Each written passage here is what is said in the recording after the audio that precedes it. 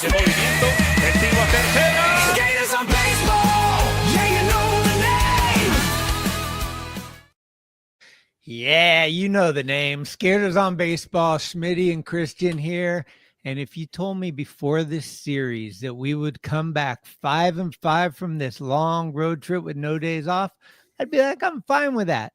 But after watching today's game, I think we all can say, "Ma!" Yeah, that pretty much says it. 500 road trips, fine, but the vibe of that today now, if everything they say about the unity of this team and the positivity of this team and the attitude of this team is true, then a game like today doesn't mess you up, right?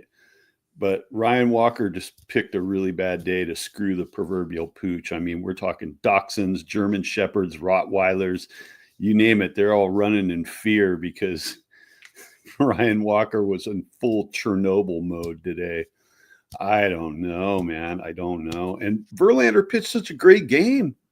He really was good today. He wriggled out of a jam. He was like, no, Verlander pitched great. Yeah, gave up the one home run. 2 hits only. Yeah. Struck out 6. Did he good. was good. He was good. So that one kind of hurts. But you know what? It's like that shit happens. It's baseball. So yeah, I mean, part of me thinks we could have won every game on this road trip. There was just parts of it that we kind of like, but there was a lot of things that were positive to take away from it. The first game kind of smelt really weird. Bumgarner, Bum, and Juan Marshall for at least 4 outings with. I'm sorry.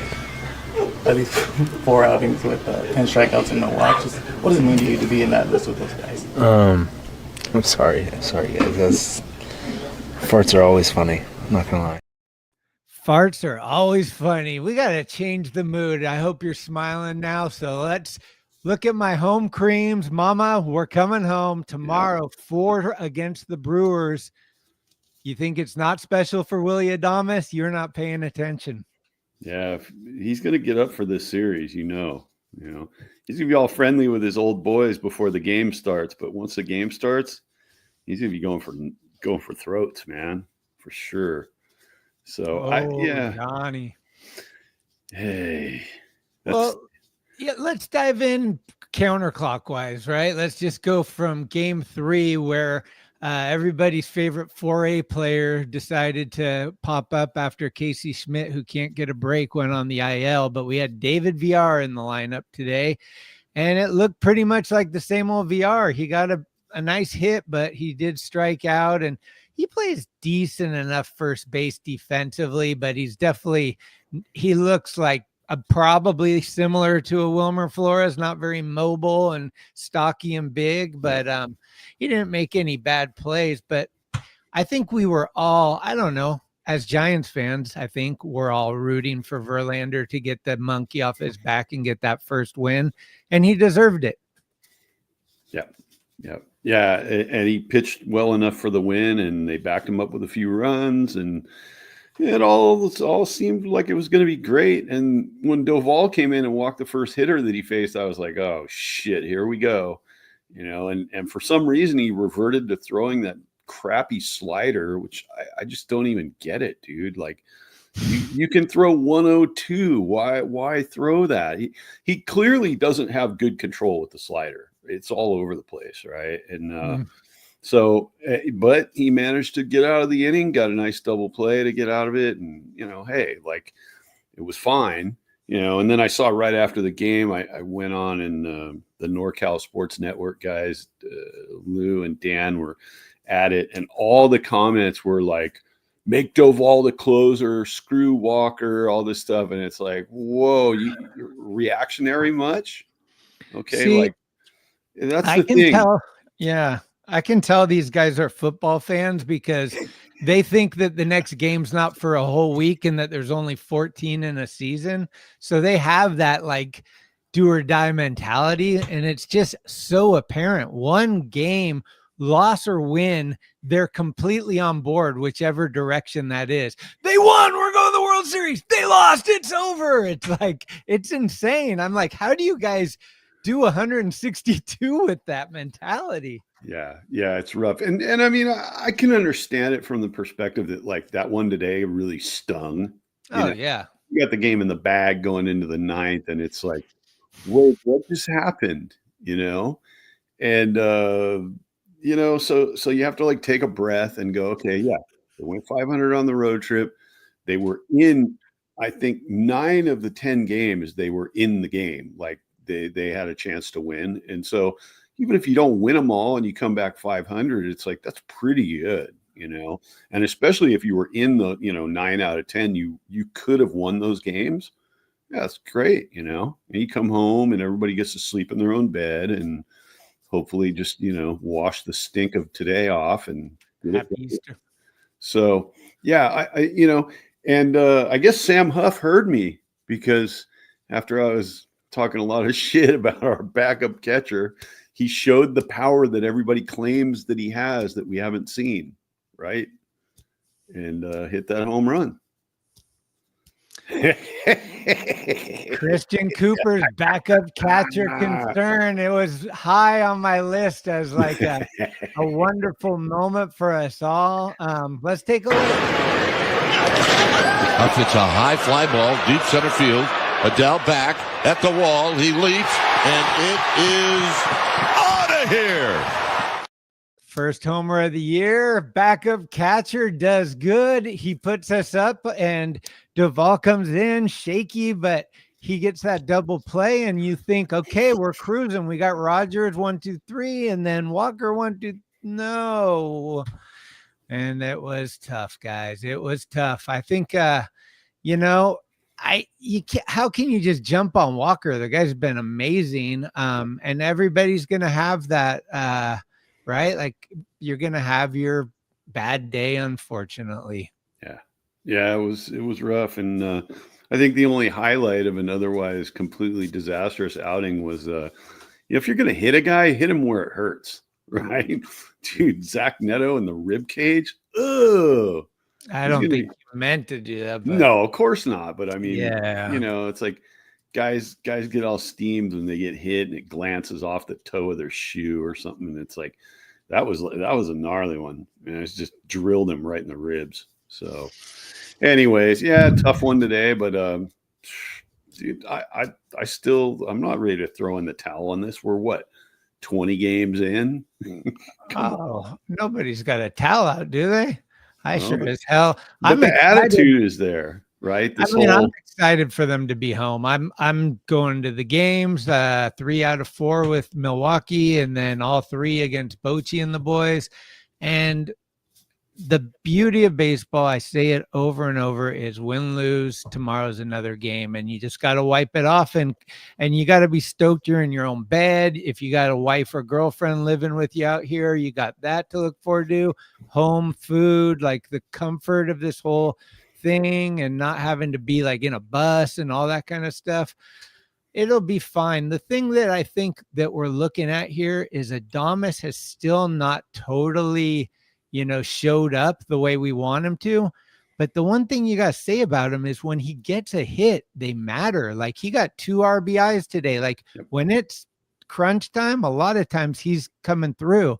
He just hasn't hit the long ball. He's hit 1 home run and, his average is down, but he's coming. I think the back of the baseball card, as cliche as it is, he'll find the back of his baseball card and get 20 to 30 home runs, probably 24, I'm guessing. And, Jung-Hoo Lee is going to the All-Star game. That's why I got his jersey. Yeah. But Chapman is just making incredible plays, and he's doing well enough. Yaz is hitting better than any of us thought. Ramos is up and down. He needs to zone in. He looked like he might be coming out of it today. He got some hard hit balls, and Fitzgerald is definitely doing better than he started out. So obviously first base and catcher are pretty ugly right now as far as batting wise. I don't know what's going on with Bailey. Usually he starts out pretty strong, and he is just suffering at the plate along with Lamont Wade. Maybe being home, and honestly, what do I know? But maybe they've been facing really tough pitching. Yep. And maybe the Dodgers and the Padres have already gone through Colorado, which that helps your batting a lot. It helps you get your confidence. You start hitting balls that go a lot further and all that stuff. So once we play a team that's a little lesser and maybe not as great pitching, the Reds had great pitching. Yep. Yankees pretty good pitching. Phillies pretty good pitching. Angels wasn't bad. So I don't know. I'm hoping that our bats, heat up against the Brewers. I don't think the Brewers have that great of a starting rotation right now. So it could be a good time and I'm just looking forward to Jung-Hoo Lee hitting balls in the gap and running. The guy leads the league in doubles. He could lead the league in triples if he wants. Yeah. And let's go. Yeah. I want to talk about this batting approach a little bit because it's something I noticed. Been kind of noticing it since the beginning of the season, but it was kind of really glaringly obvious during this road trip where Ramos and Adames are just swinging out of their shoes at the plate. Really just they're either trying to hit home runs or hit balls, to the wall in the gaps. And it's like that approach just isn't really working for those guys right now. It seems like some of the guys who have sort of adjusted like Yaz and like Fitz and whatever, it's like they're looking to do damage with the pitches that they're getting. So if they're getting pitches that aren't easy balls to hit out of the park, these guys are just looking to make good contact, hit line drives out into the grass, and it's working out for them. But Adames' bat has been shockingly cold. I don't think that's going to last. I think Ramos is going to wake up the plate, but I do think that maybe they're pressing a little bit. I mean, obviously Adames wants to impress people in SF, and Ramos is coming off an all-star year where it's like the expectations are high. And so, I think these guys are trying to do a little bit too much at the plate. As far as Patrick Bailey's concerned, I have no idea what's going on with him. I'm going to stick to my guns on the switch hitting thing. I think right-handed, he's had a couple of hits right-handed, but his numbers are still terrible right-handed. It looks like he's not really seeing the ball very well. I'm not sure what that's all about. It looks like he's up there and he's kind of lost, and I don't understand. Yeah, that's right. It's been very. I mean, it's concerning. It's definitely at the point where you're like, wow, this is a long slump.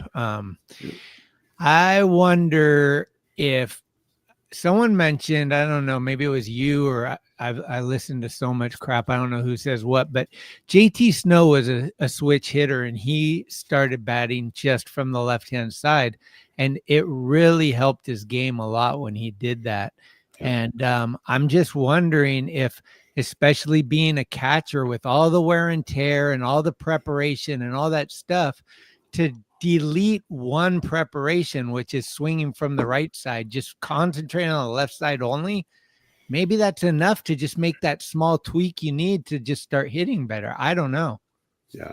What's also ridiculous is that I think it was during the game last night, and they were talking about he uses two different bats for right-handed and left-handed. They have two different handles. One has sort of an axe handle, and the other one has this weird, unrounded cylinder handle. It's just bizarre. I don't know.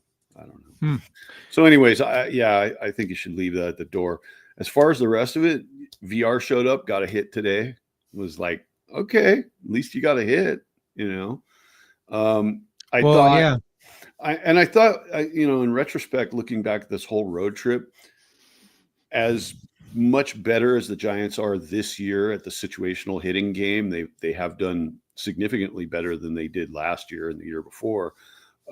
There were so many times they had runners in scoring position that they didn't cash in those extra runs, those insurance runs, and the strikeout totals were still off the charts, right? 100%. That's got to be dealt with. Okay.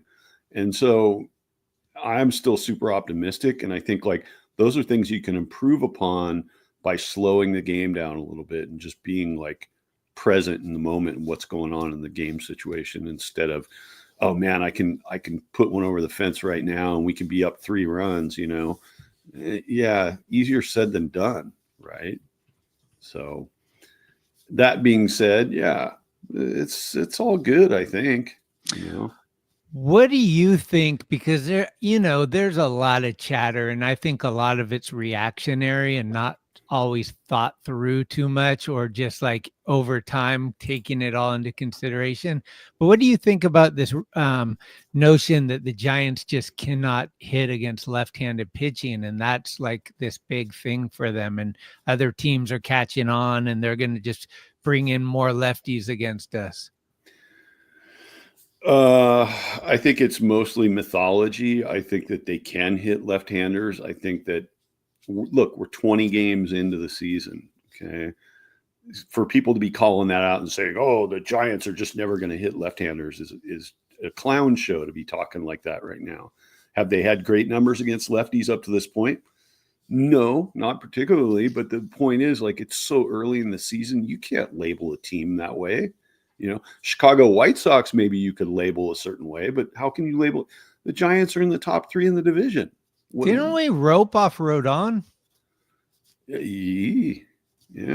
I mean, Jung-Hoo Lee had 2 home runs off of him, right? I think we beat him pretty easy. Yeah. I don't know. We got a lot of righties. We have hardly any left-handed bats. So to me, it's kind of reverse psychology. And I think also, like, we haven't faced that many left-handed. We've faced more right-handed. So it's like it's small sample size. Like, let's see what happens. And maybe the less you face a left-handed batter, maybe it's harder to hit against him because you don't see him that often. But I'm not buying into that notion. There's a lot of chatter about that, but I think everything's going to prove itself over the long haul. That's my philosophy, is like, whatever happens this week, hot or cold, it's all going to just balance out over, and it is what it's going to be, like these guys aren't going to be that far off from who they are.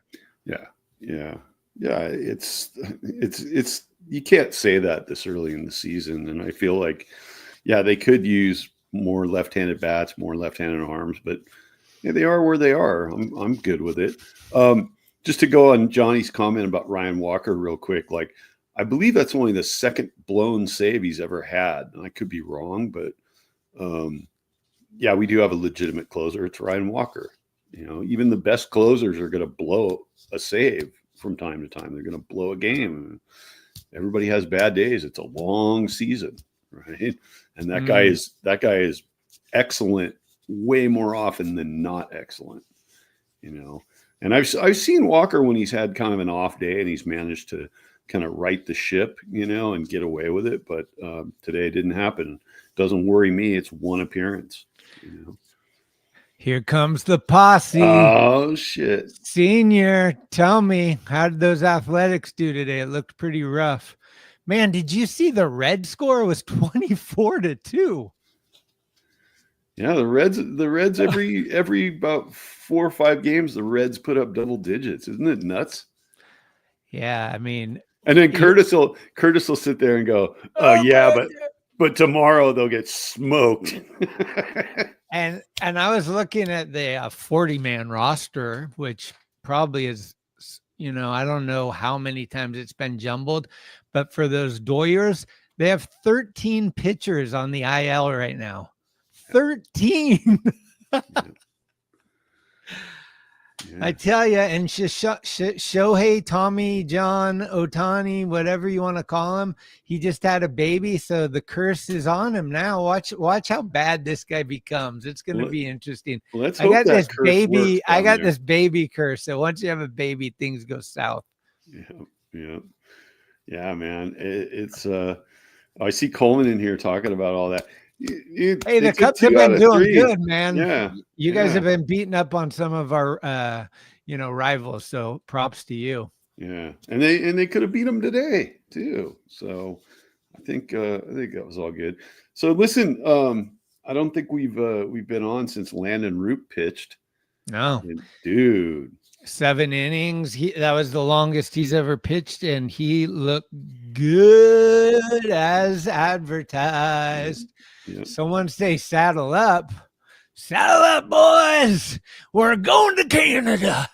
Toronto Blue Jays, brother.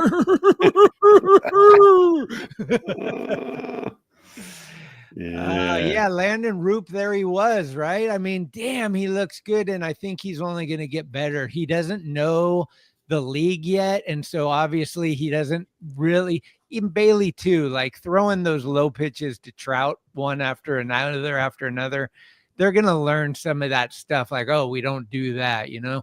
But he looked really good, and I mean, Verlander looked really good today. 6 innings of, what was it, 2 hits, and he gave up 1 home run. Yep. He deserves a win. And then I'm claiming right here, 420, bros. It's no longer called getting caned. It's officially called getting webbed now, because Logan Webb, I think, has got less run support than even Matt Cain did. It is insanity to watch these pitchers time after time, and especially Logan Webb, pitch super well and then just get no decision or get a loss for the team just not showing up with the bats. And it's just crazy. Yeah, that's a tough one. And just seeing Webb get caned over and over again is rough. No, it's webbed. It's no more caned. It's Logan webbed. Got webbed. Logan got webbed. Yeah. Was it like Spider-Man? Like, he just ruined his fucking win. No issues with Walker. He had a bad day, but I blame Melvin for leaving him out there after he hit Nito on a 1-2 count. That's the manager's job, to manage the situation. No command, so forced to groove them. Where was Randy Rodriguez? You ran out of space, but it should have said, where was Randy Rodriguez? Yeah. I wonder how much of Melvin's decision not to pull Walker at that point was just feeling like the bullpen guys needed a break. And even though Roop gave him gave the bullpen a nice little break last night. I mean, didn't Walker pitch last night? Yeah, I think he got the save last night. So back to back, I don't know how much that matters. Yeah. But, he doesn't throw 101 like Randy Rodriguez. So maybe Rodriguez needed a day, and maybe it's just, they feel like Rodriguez isn't quite ready for that kind of leverage situation where you got to come in and save it for the closer who couldn't. Like, that's a high pressure situation, I think. Well, let's go back a couple innings. How scared are you when Mr. Doval comes in and throws a 4-pitch walk, and then he's got men at first and second with 1 out? Like, are you just like, here it goes, like right there? Like, luckily, or I don't like to use the word luck, but he got out of it with a double play. Yeah. But I'm sure a lot of people were screaming at the screen, take him out, what are you doing? Right? Yeah. Yeah. When Doval tries to paint with that slider, it does not work. When he pitches to contact and he throws more challenge pitches, he does better. He really does better. Like, I don't want to see you throw an uncontrollable slider and give a 4-pitch walk to the leadoff batter ever. Like, get in there, grit up, throw a hard one right down the pipe, right? Throw a challenge pitch, get a strike on that first pitch. Then you can screw around, So yeah, I was having a little bit of that. Oh, it's deja vu all over again. But yeah, managed to get out of a nice double play and got out of the inning. So I would chalk it up and say it wasn't a bad outing for him today. I think it was actually pretty good, not great, would be my take on it. Yeah, I mean, I know a lot of people want to point fingers when we blow it and when we lose and stuff, but honestly, I don't know how much that helps you in the long term by taking your closer out in that situation. It seems like you're kind of like letting him know you don't have confidence in him when he's done it time after time after time, and these guys are under a spotlight. So anytime they blow it, we remember it. But it's like Tyler Rogers. Everybody wants to jump on him the minute he blows it. But how many times has he gone 1, 2, 3 through an inning? Like, nobody puts in, the baseball batters, if they're hitting 300, that's total success. But if a closer isn't 1,000, he's a failure. It's like, I don't know. Yeah. And I couldn't really tell him, I was trying to watch really closely after it looked like he was shaky, like whether something had changed in his mechanics today for some reason, like if he was more opened up to the plate instead of being like that sort of over the shoulder step towards third delivery that he has. Like, I didn't see any real big noticeable difference, but he could have just been having one of those days where it's like, I think I got a bad spark plug, man. Like, it's just things aren't hitting on all cylinders. And, basically the Giants had that game won and then it got dumped, and that's not the fault of the team. Walker had a bad day. They put up 4 runs. They had it, so it's overall not a bad game until you get to the bottom of the 9th inning. Right. And it's just, like I said earlier, if this team is truly what they say it is in terms of the attitude and how they feel about being able to take a loss and move on, like it's no big deal, they're going to be fine. It's not going to stick in their craw. People on the internet are going to have a way longer bad vibe from this game than the team. The team's going to be like, we're going home, man. Going to go home, eat some good food, go to sleep, get up tomorrow, go to the ballpark and play another game. Yeah, I think that we all kind of feel like Bob Melvin mismanaged the last 2 Verlander games. I think the last Verlander game, he shouldn't have came back out that next inning, although probably Verlander said, oh yes, I am going out. And, his Hall of Fame and all that stuff probably was like, okay, but I think it's so important to just get Verlander the first win of the year, because I think that's going to just build and build as this thing, it's like a monkey. It's like Steve Young when he finally won the Super Bowl. It's like the monkey's off my back, then I can win more, so we have seen it for the past 7 days. Well, it is tough to manage a bullpen when you have 17 straight games with no days off. Oh boy! Boy! Here's a good question for you. Here we go. So, obviously, we're only 20 games in. Melvin has made 2 what we would consider maybe questionable decisions about pitching in these games. How much of that do you think is a function of Melvin has to relearn what he can and can't do with his players, because it used to be getting called in from the office, whereas now he's on his own. He's got to make those decisions all by himself. No iPad, no algorithm. What do you think? There could be a little to that. Thank God Glenn said it was a joke. We can't read sarcasm over here, so it's tough to always interpret that stuff. But yeah, I think more so when you're in the middle of a 17 game no day off. You're looking at these starting pitchers that some of them, there was 2 games last week that were borderline the first inning, the guy getting pulled, and that would have just taxed our bullpen. So there's a lot of, wondering and trying to set yourself up for the best chance of success.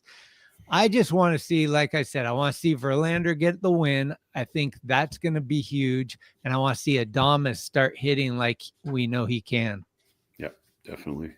I think those are the things that are most important. And look, this pitching staff, I don't think they've even hit full steam yet, right? I think guys are like just heating up. Obviously we've seen Roop every start he's improved, right?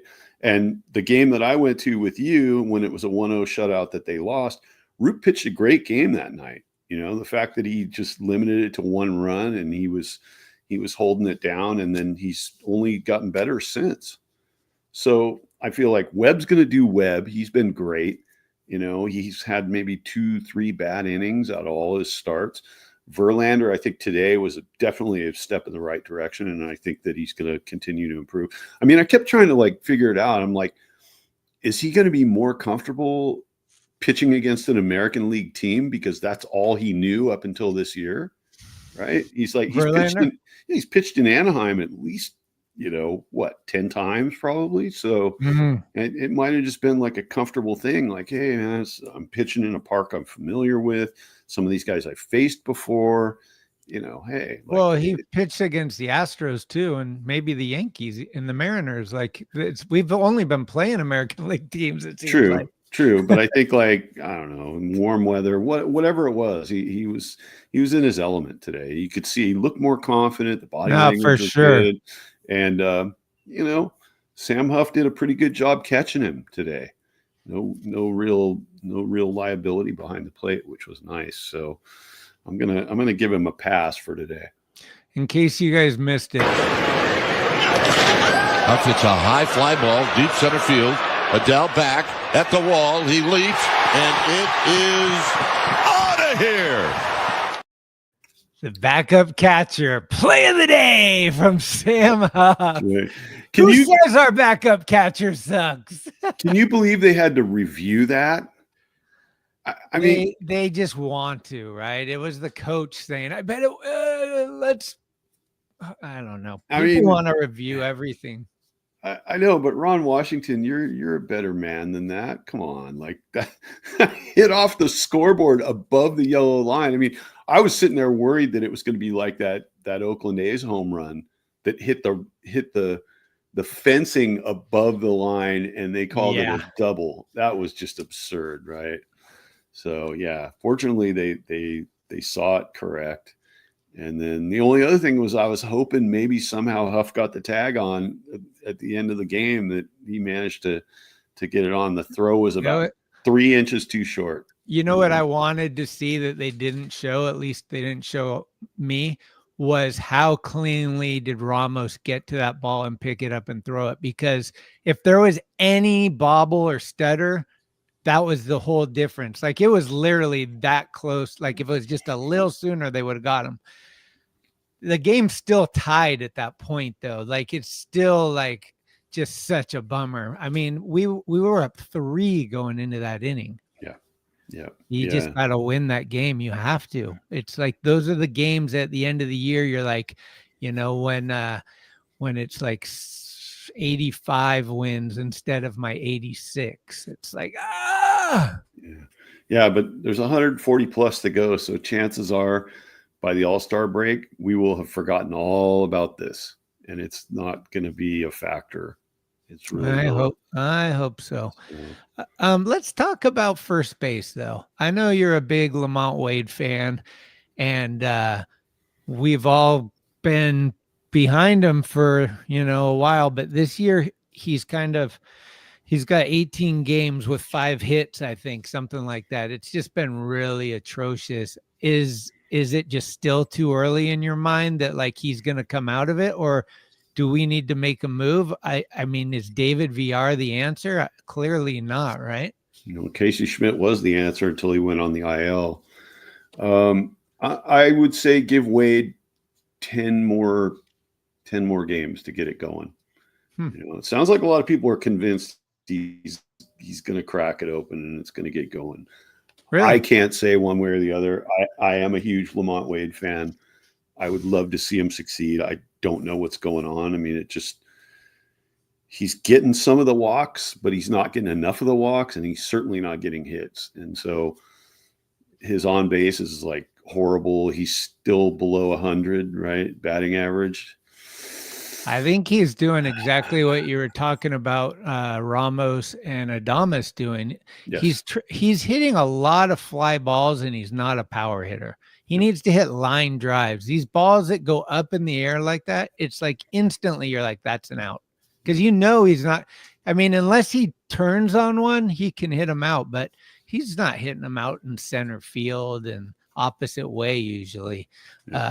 I wish he could take Yaz's approach and start going the opposite way, line drive, just working more on contact. And, if he's striking out like at a high rate, he's totally not who we thought he was, because he's somehow positioned himself as our leadoff guy, and that's gone now. So yeah, I think that Schmidt, unfortunately, he had a real big opportunity right now, and I don't know how he strained his oblique, but what a horrible time for that. And then Encarnacion breaking his hand.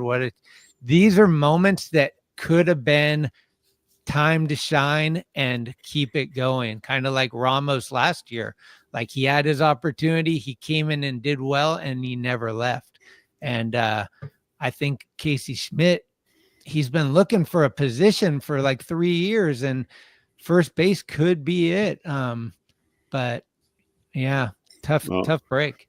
The first person that mentions Bryce Eldridge is going to get slapped right across the chops, man. Senior, that's you. That's the panic mode talk that we don't need to hear at all. Senior wants him bad. The reality. I mean, he's languishing in Double-A, right? I mean, he could even be in San Jose for all we know right now. He's not even in Double-A yet. He's still in Arizona, nursing his hand and doing some rehab stuff there. But I think he'll be in Richmond this week, from what I'm hearing. Trade Eldridge, 2026 Eldridge.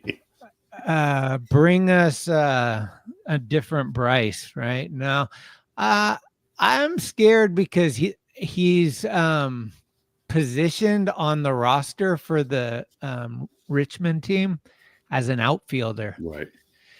So that to me means either the web guy is asleep at the wheel and just hasn't updated it, or they're already over him playing first base, which to me is kind of scary, guys.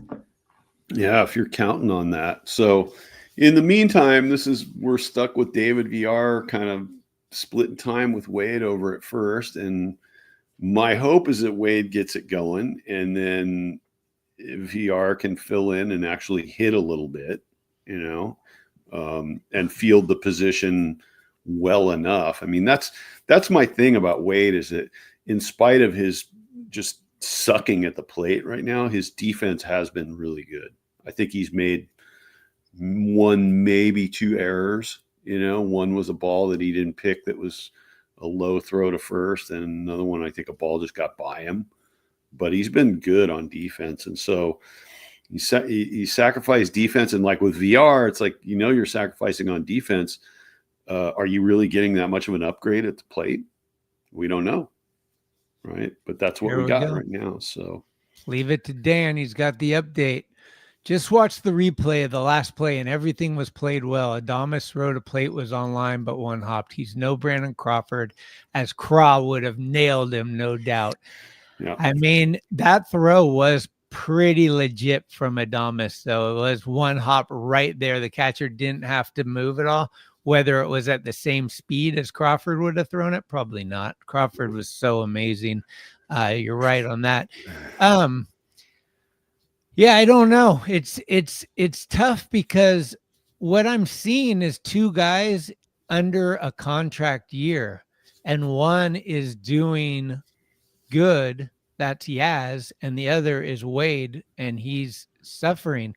And to me, if Wade doesn't get it going, he could be done. Like, nobody's going to pick this guy up next year if he continues the way he's doing.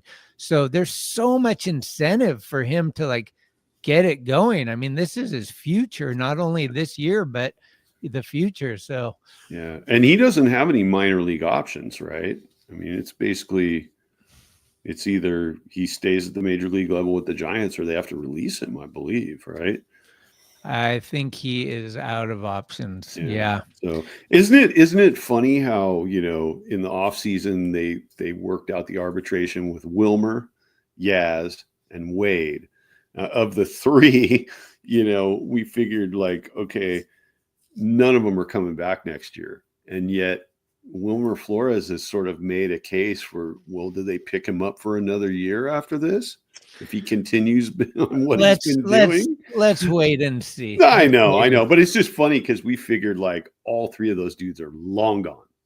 This was kind of a stopgap until next season and whatever. And it's I still feel pretty much the same way, but it is interesting that Flores came out hot. Now he's looked a little outmatched at the plate last couple games, but Honestly, I think the best chance of coming back is Yaz as a fourth outfielder, not as a third, because he's kind of a fan favorite. I think Posey likes him, and he's the longest tenured Giant, and he has the Giants kind of like, they like him in the clubhouse. So I could see him if nobody gave him enough money to go elsewhere, and the Giants gave him whatever. I don't know how much it would be, but you're not going to be starting. You're the fourth outfielder. I could see that happening. Lamont Wade, I don't see coming back. And Wilmer, honestly, like, it just kills me watching him run. And he's not like a home run hitter. Like he's got a lot of home runs now, but at the end of the year, it'll be less than 30. Sorry, Glenn. Well, you never know what can happen, but wow, Morcadna's coming in with some hot takes today. I was never on board. I jumped that plank long ago with Verlander. Sugano? Come on. Come on. Tell me about Roki Sasaki too, while you're at it.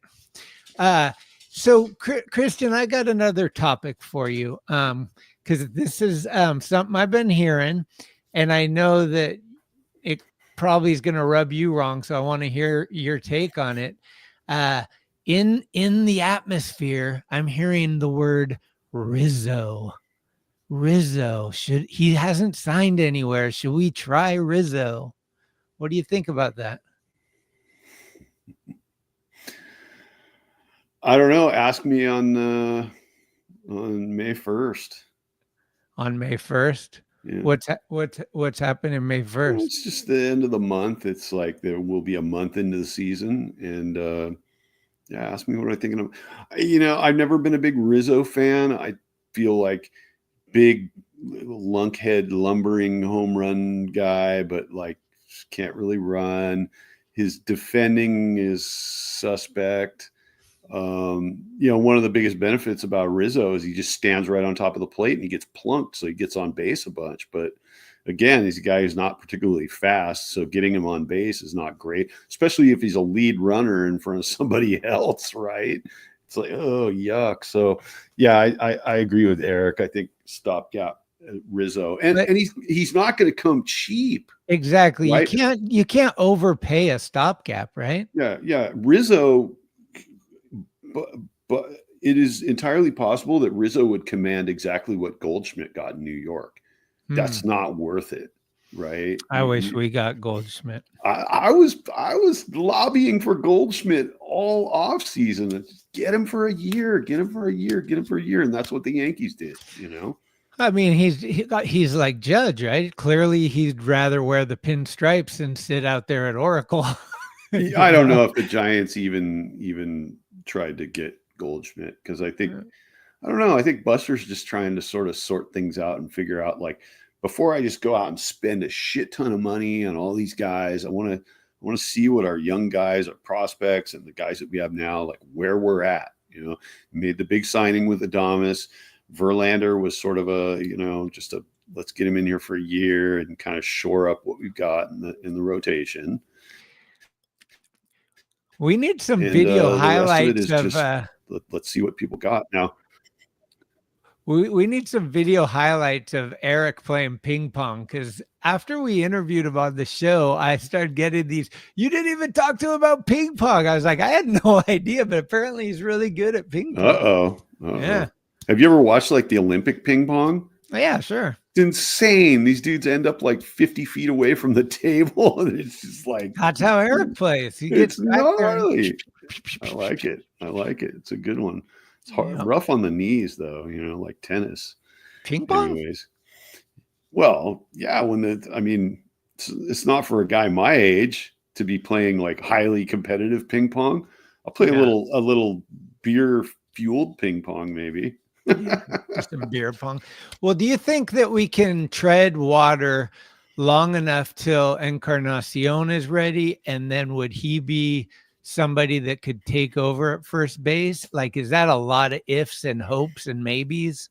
Yeah. And maybe too long to like wait, because he might be out like, I think 6 weeks maybe, right? He's on the 60-day now. Yeah, we don't know what the Encarnacion timeline is. I mean, dude, anytime you have, I mean, it was a finger, right? So it was a bad enough fracture that it affected the soft tissue, the ligaments and tendons as well. Otherwise, dude, I've broken fingers skateboarding and I'd been out skating the next day with a splint. So obviously that's not baseball, but yeah, you're not hitting. I imagine the injury, the fact that he had to have surgery on it is like, okay.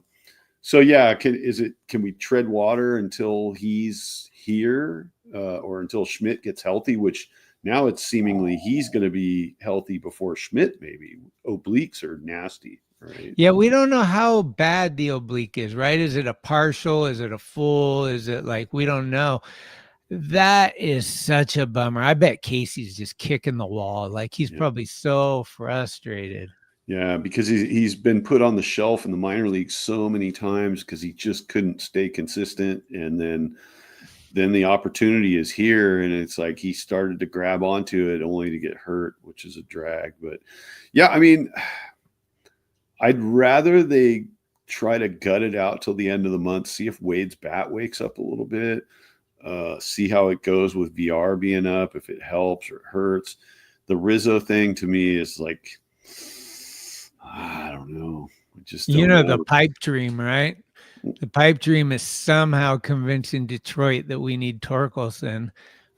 He's going off right now. He finally figured it out, and the Tigers are doing good. So there's no way they're going to give him up, but that would just be great to bring Torque back to, he grew up in, I think, Petaluma or something. And this is a topic for the KMBR morning clowns. Oh, he's local boys from the Bay Area. Well, those are the guys the Giants gravitate towards. JD Davis, Webb, like all these guys. Like, right, because but part of it is because they're acclimated to the weather here and they don't complain about like Jorge Soler. Right. I just feel like all that talk all the time is like, just because a guy is from here doesn't mean he should play here. Right. Mm-hmm. Like, you get every guy. I mean, it's like, yeah, some guys are definitely worth it. Crawford was definitely worth it. Webb's definitely worth it. Barry's definitely worth it. But then you start getting into that middle ground. And I'm not saying Torkelson's bad. I think Torkelson had a couple of weird years, and now he's a stud. Right. Yeah. Well, I mean, he was number 7 pick. Yeah. So. Well, check out the scores around the league. Yesterday, all the teams in the West lost, and I think today they all won, except for the Colorado Rockies. That's right, kids. They're losing as usual. But really? Yeah, that's the Padres surprising. beat the Astros 2-0. The Reds beat the Orioles 24-2. No touchdowns, all runs. And down here at the bottom, we got the A's lost to the Brewers. It was in Milwaukee, so I doubt Senior went, but it was 14-1 out in Milwaukee where the A's got pounded. And then the Diamondbacks beat the Cubs 3-2 in extra innings. Tough loss for the Cubbies. And the Dodgers, the high-scoring Dodgers, took a huge 1-0 win over the Texas Rangers, and Tanner Scott got his 8th save of the year. So imagine the Padres, because the Padres have the best bullpen in baseball right now, apparently. And imagine if they still had Tanner Scott. Like, it's crazy that they lost one of the best closers and they still have that good of a bullpen. I'm just like, wow. I feel like what the Padres are doing right now is not sustainable. It's like they just keep winning and winning and winning and winning, and I think the bottom has to fall out a little bit at some point, just because otherwise my predictions are totally in the toilet. But the Padre game actually is not over. My bad. It's only the 5th inning and it's 2-0, but Dylan Cease is pitching. So yeah, I hear what you're saying. But we have to be honest, right? The Padres have a lot of good players that haven't played to their potential. Like Bogarts was good, but then all of a sudden he's not on the Padres. Machado and Tatis is a beast. Arraez leads the league in hitting year after year. Left field is my area of concern, right? They got Jason Hayward, and I forget who the other guy is, kind of platooning out there. That seems like a problem, but they got some good players. Yeah, there's no doubt about that. I feel like I know Arise isn't doing all that great because he's on my fantasy team and he ain't getting me nothing for points, man. Yeah, I saw that you're in last place today. I jumped out of the cellar and you took it over for me. I got Chapman, I got Jung-Hoo, I got Arise, I got Scooble, I got all these badasses, and I'm just like swirling the drain in the fantasy league. And it's like, I don't know. What are you going to do? But yeah, shit. You know? Well, guys, it has reached that time of the show where we're going to give away the baseball cards. We're doing it every show, kids, if you haven't paid attention. And today, we're going with the Giants still closer, Ryan Walker, baby. That's right, Ryan Walker, and rookie card of not Bryce Eldridge, Bryce Terang, baby, as the Brewers come to town. So you got a nice 1-2 package, and it goes a little something like this.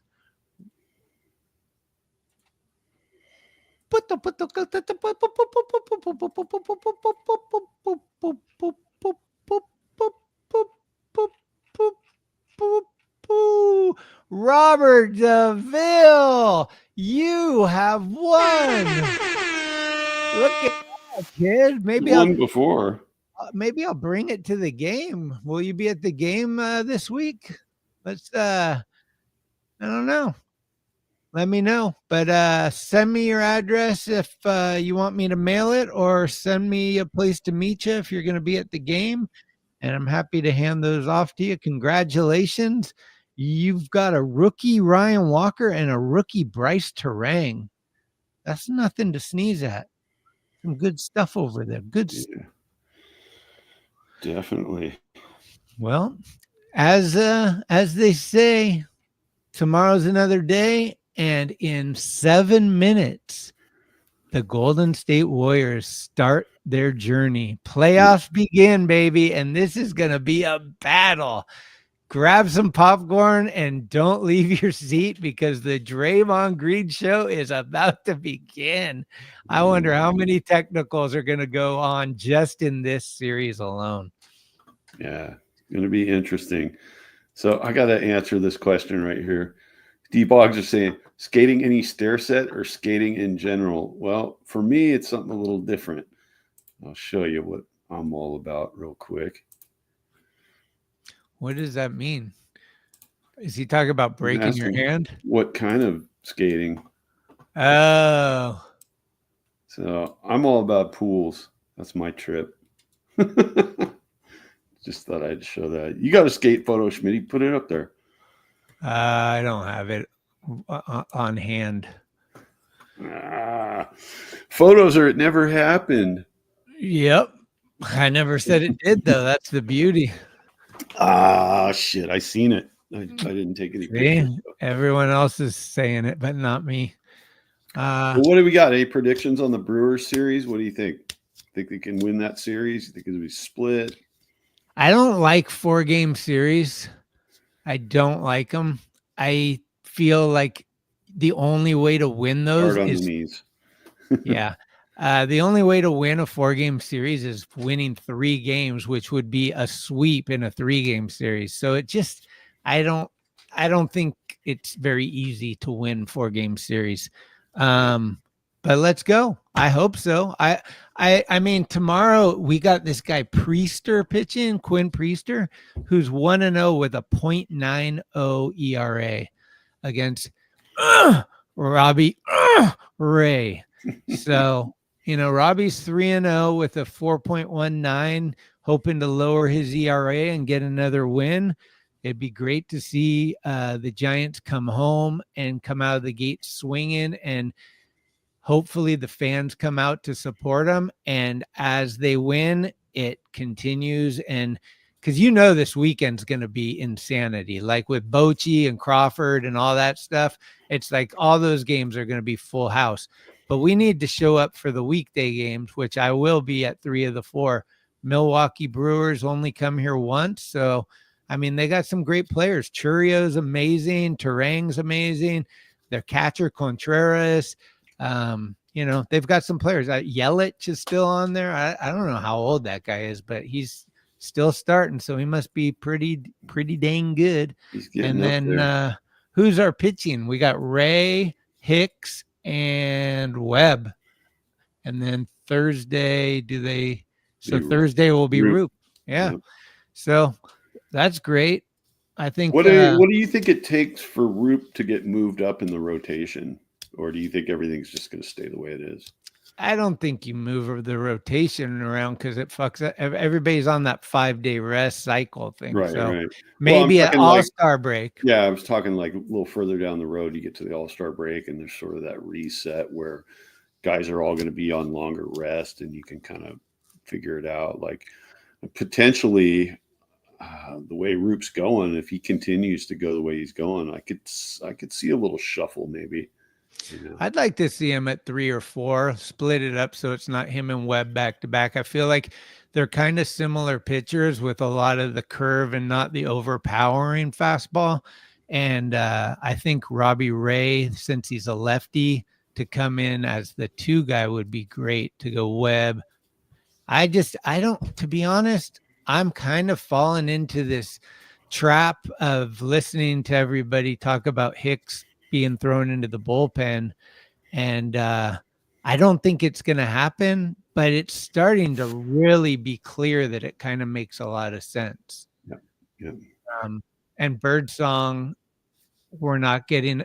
The problem I'm seeing with all this is if it continues this way, at the end of this year, going into next year, we still don't know what Birdsong is really as a starter. That's why I want to see him throw a whole year as the starter, kind of getting his feet wet and going more, pushing his limits, like how Roop pitched 7 innings the other night for the first time. Yep. Those are the milestones, and Birdsong needs to get those accomplishments too, because I think those 2 guys, 1-2, is the future. And if anyone's paying attention to Sacramento AAA, Carson Wisenhunt is dealing right now, and I know it's AAA, but he is pitching real well. Yep. So he's stepped it up a notch. Last year he was kind of not so great, but right now, I know it's early again, but he's been looking really good.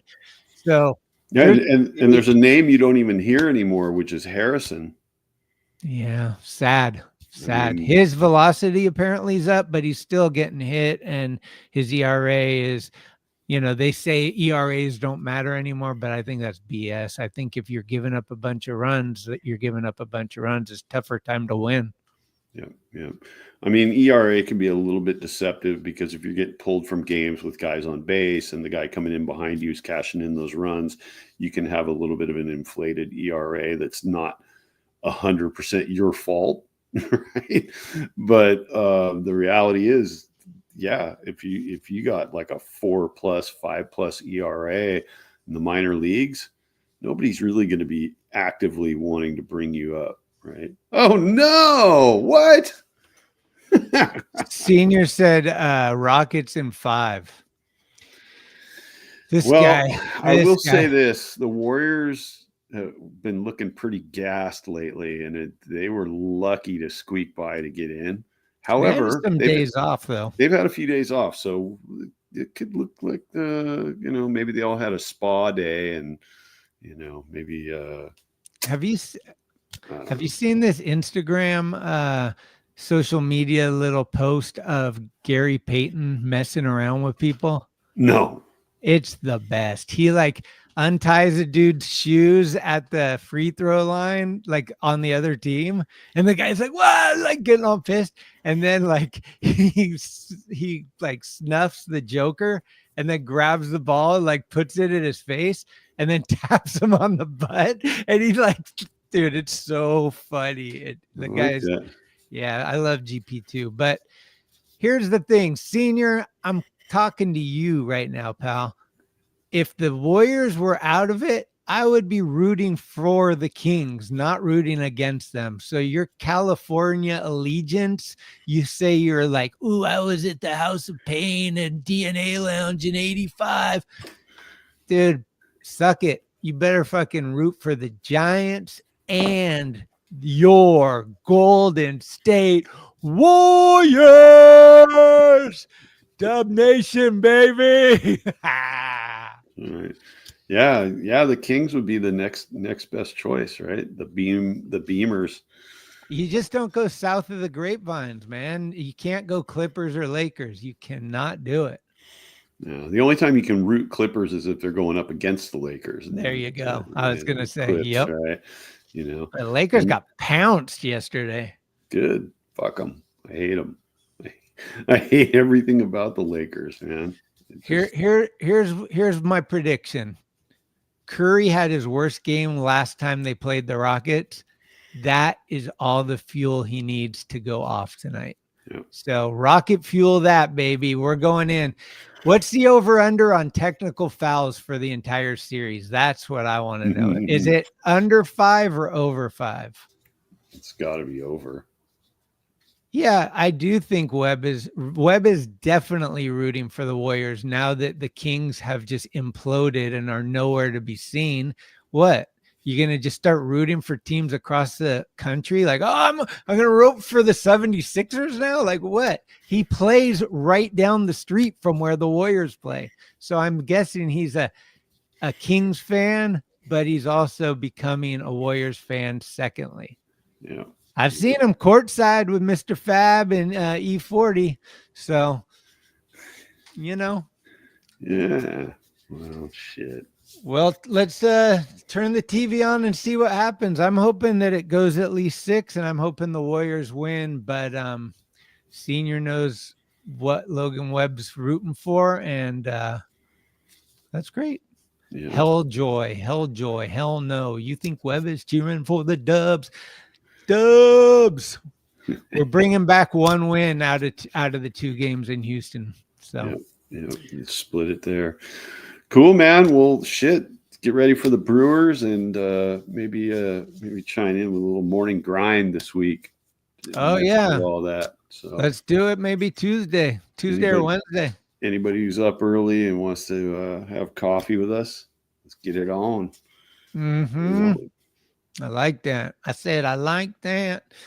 All right, well, guys, let's hopefully keep the arms open wide, keep the brain cells okay, and let's root on the Giants this week. We're at home, and we're going to have some big things going on at the end of the week with Crawford in town. So I'm thinking that the momentum is still on our side. We're going to keep it going. Yep. I might have to try to catch another game before I go back down south, and maybe that Sunday game against the Rangers. I might try to take in a day game. We'll see.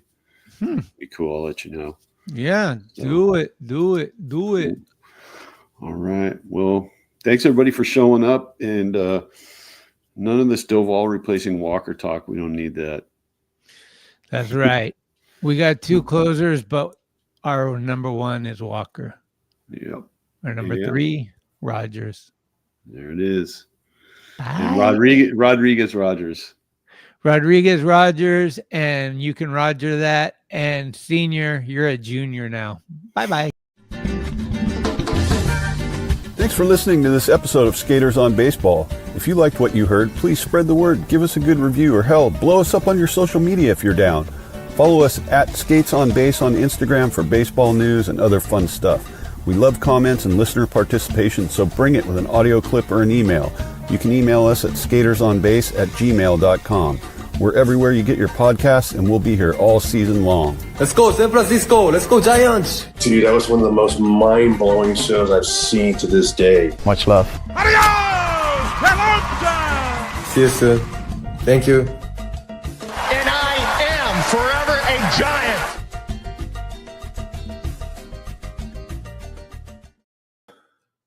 There we go.